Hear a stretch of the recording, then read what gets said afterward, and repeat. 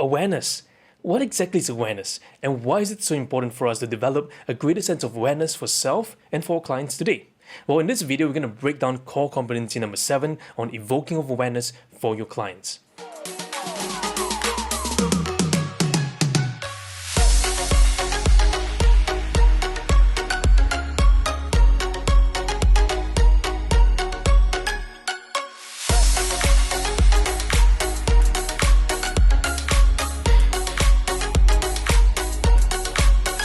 Well, my name is Jedi. I'm so glad you can join us this week at Coaching Changes Lives. And if you're new to our channel, do remember to hit the subscribe button and notification bell to stay tuned with all the latest updates that we have for you. Now, here at Coaching Changes Lives, we are the leading coaching institute around the world where we provide coaches from all across the world, programs, training, mentoring across all the different levels. So whether you're pursuing towards ACC, PCC, MCC, we have a program just for you. Now, our coaches come from different cultures and backgrounds, and our goal is to really spread the love of coaching around the world. Now, whether you're wanting to use coaching for professional uses, or maybe you're thinking about coaching, learning coaching skills as a parent or as a leader, or maybe as a youth worker, whatever those areas are, coaching competencies are the future of education, are the future of learning. Now, many people ask me, Jedi, what is one thing I should learn as I move towards and progress through my careers? And I ask them one thing. What is one thing that will never expire? And that's the power of communication, that's the power of conversation. Coaching, it's conversational mastery. In fact, in my latest book called The OMG of Coaching, that's when I share the power of conversation. Now, do you know that it just takes a conversation with someone to really inspire change, to rekindle that flame, or to really have a destiny shift? Sometimes the little conversation you have with someone actually realigns yourself or creates greater awareness that you never thought before. And that's the beauty of coaching conversations. The coaching conversations bring not attention to the self of the coach, but brings attention to the client to help them become more aware of the situation or what's happening around them. Now today, I'm going to break down for you one competency known as competency number 7, evoking awareness. And this is accompanied by many of the other videos that I have on this channel to really help support you in your learning and development as a coach. Are you ready for this? Now let's dive in, because evoking awareness, it's one of my favorite topics ever. Now in the coaching process, many people ask, Jedi, what is coaching for? What are these questions for? What are these metaphors for? What are these analogies for? What are these listenings for? What are we doing? Well, what we are doing in the process is to help the client see perhaps they might have missed something, perhaps they might not have seen something, or perhaps they might not have realized that within them lies the seed of greatness. Now, too often, we always underestimate ourselves, our hidden potential, and never quite reach to our fullest potential. One reason why many people engage coaches today is to help them reach to their greatest potential. You need someone to hold yourself accountable, to push you forward, whether in business, in career, in life, in relationships. Too often, many people are living life without any sort of coaching, right? And they think that, I just by reading books or just by living through life, I can get some way forward. Well, you can get some results. But if you want to get supernatural results, or you want to get exponential results, and you want to get accelerated results, you want to engage a coach. So I'm going to explore to you today evoking awareness. Now, ICF, the International Coaching Federation, defines evoking awareness as this: facilitates clients' insight and learning by using tools, techniques such as powerful questioning, silence, metaphor, or analogy.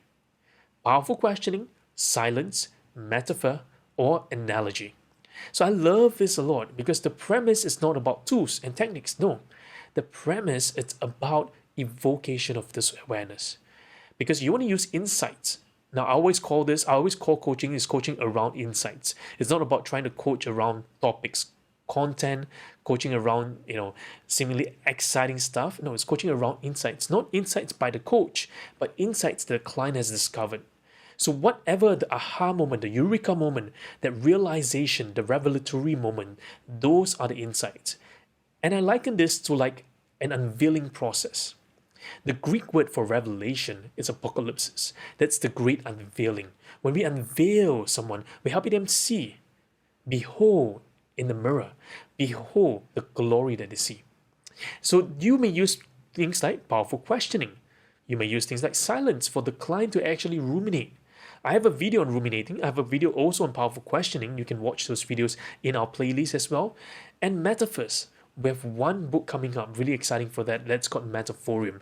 And that's going to be my update version of the Metaphorium book, where we're going to expound deeper on how to create better metaphors with our clients, with our loved ones, with our teams, and our leadership. Now, let's dive in here. We have several points you're going to cover. Point number one, it's about considers client's experience when deciding what might be most useful. Challenges the client as a way to evoke awareness or insight. Ask questions about the client such as their way of thinking, values, needs, wants, and beliefs. So when we think about these first three points, considers client's experience when deciding what might be most useful. So as we're listening to the client, we are receiving a lot of different information. And when we probe deeper, we want to probe deeper in a way that helps the client to make relations to their context, to their experiences, because that's one way for them to really understand the inner mechanics of what's really happening in their world. If the client has not experienced certain things and we try to explore those areas, it's just going to be really challenging for them because there's no frame of reference. Now, point number two is this: challenge the client as a way to evoke awareness or insight. Evoke awareness means to help them get that realization. Insights means that they say, hey, that's interesting. I've seen that thing so many times, but I've never seen it quite the same way. It's just like seeing an object, a beauty or a painting.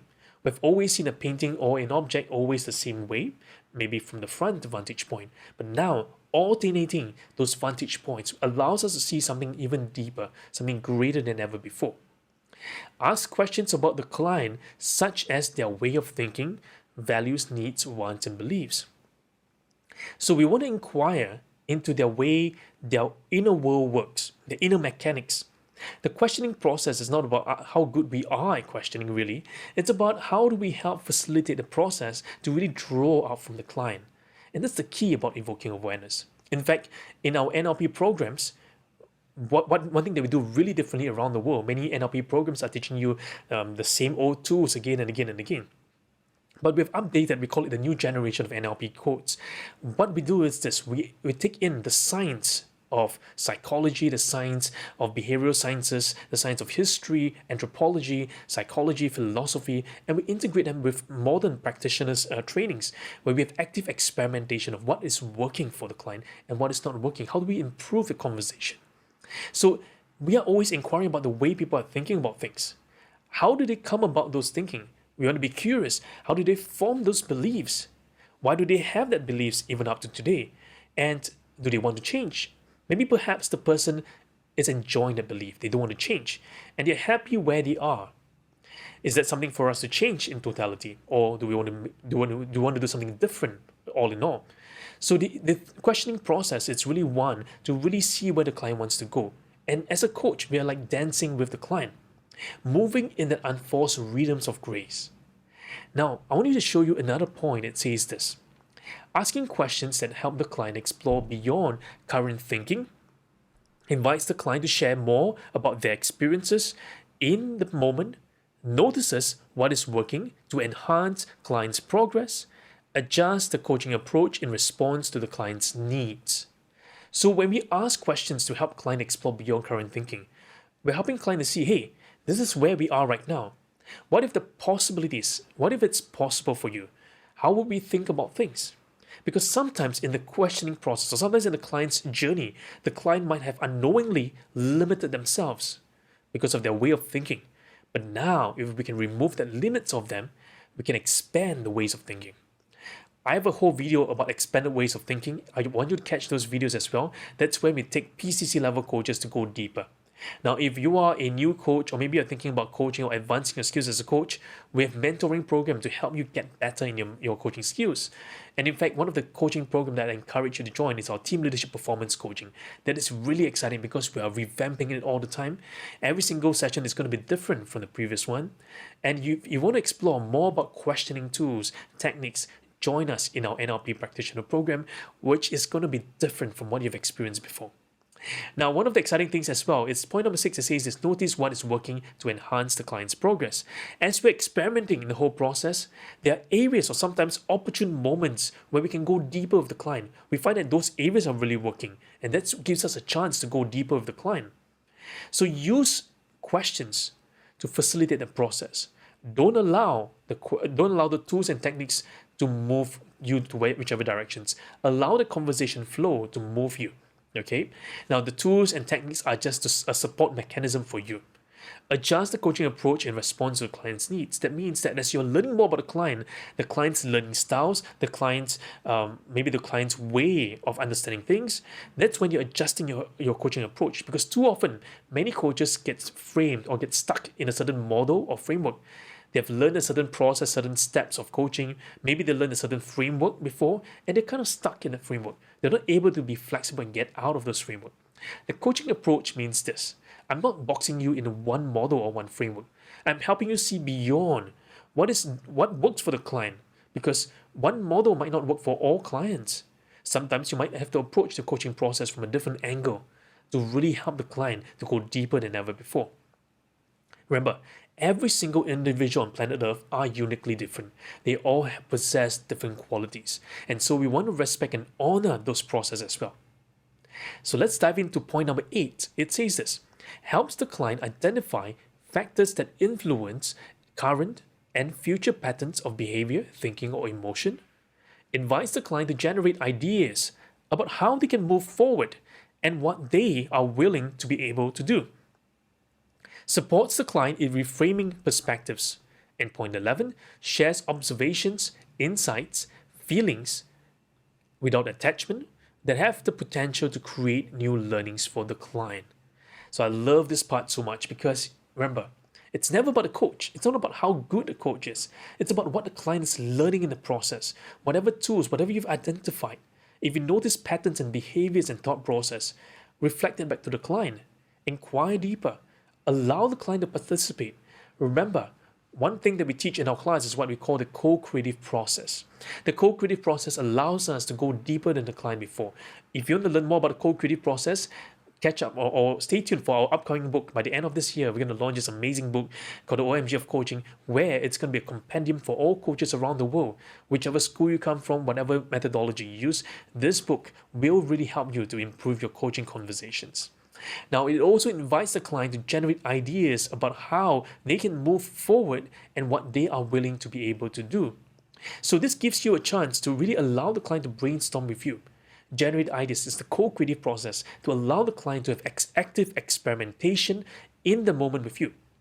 Now, what we're trying to do in the whole process as well is not to try to just allow very, very step-by-step approach, but allowing a chance for the client to brainstorm in that moment, because sometimes there might be sparks and you want to seize that opportunity. Because if you miss that opportunity and you want to force feed the client into a certain step or certain process, the client might have lost the moment. So we're seizing those moments. And sometimes we need to reframe certain perspectives. Maybe the client's worldview about certain things might not be supporting the client's learning. And as such, we might want to change the way the client's perspective about things. Now, again, we're not trying to force the client to change. We're giving a chance and opportunity for the client to consider different ways of thinking. So at the end of the day, it's the client's life. It's the client's world. They have to decide whether they want to adopt, they have to decide whether they want to abandon certain thoughts or they want to accept certain new and empowering ideas for themselves. Now, as such, one of the things I love so much is about sometimes coaches are afraid to share observations because they fear that they might influence the client. Now, when you share, it's more important than what you share. Because in the process of coaching, before you share, allow the client to fully express themselves. After which, invite the client and ask him, say, Mr. Client or Mrs. Client or Client, would it be possible if I share with you some insights? Would it be possible if I share with you some intuition that I'm sensing in this whole process? Is it okay if I share with you some of my thoughts? Now, that's when you share your thoughts. Now, remember, as you share your thoughts, don't guide your client into a certain way of thinking. Okay, because sometimes our tone, the way we say certain words frames the clients very narrowly. As we share, we just want to trigger certain thoughts so that the client can consider other areas that they might have missed out before. So it gives us a chance to really go deeper with the client. So there you have all the different parts, 11 different slices about evoking of awareness. Now, there are quite a lot of things to do here. I want you to encourage you to try these different formats out. Now, if you're wondering how do I actually practically do it, I want to encourage you to come and join us in our Mastering Coaching program where we lay the foundation of coaching. And that is the definitive coaching program that everyone around the world are excited to join in. So if you're wondering how do we take part in it, well, under the description box below, there is a link to all our programs under the Invite link. So you want to catch them, check them out. You write the email to us, ask us, if you're wondering which program best suits you, give us a call. We want to engage with you. We want to speak to you, right? So our email links are all down below at coach@coachingchangelives.com, or check us more on Facebook, Instagram, or even our YouTube channel. Okay, so if you like this video, give us a thumbs up, hit the subscribe button, and share this with your friend. Or post questions that you may have in the comment section below. We want to engage you. Remember, this video is not just a video where you just consume information. I want to be able to interact with you, all of us who are watching this video today.